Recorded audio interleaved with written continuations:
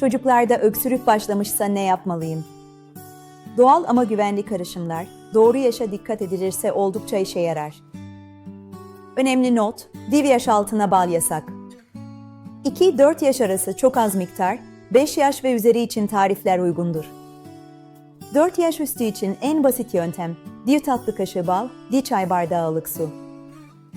Boğazı yumuşatır. Kuru öksürük için kabuklu elma ve tarçın çubuğunu 5 dakika kaynatın. Ilıkken içirin, balgamı yumuşatır. Balgamlı öksürük için 5 yaş üstüne flamur ve ayva yaprağını sıcak suda demleyin.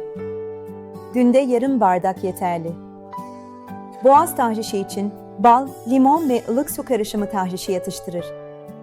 Mide hassasiyeti varsa limonu azaltın. Gece öksürüğü için 2 yaş üstüne ılık süt ve bal. Uyku öncesi öksürüğü keser ve boğazı rahatlatır. Dikkat! Çocuklarda keskin zencefil, karabiber, sirke, çiğ soğan suyu ve uçucu yağları kullanmayın. Öksürük 3-4 günden uzun sürerse, ateş, nefes darlığı varsa veya gece artıyorsa mutlaka doktora danışın. Son olarak, odayı nemli tutun, sık sık ılık su içirin ve yatarken başı hafif yüksekte tutun. Geçmiş olsun!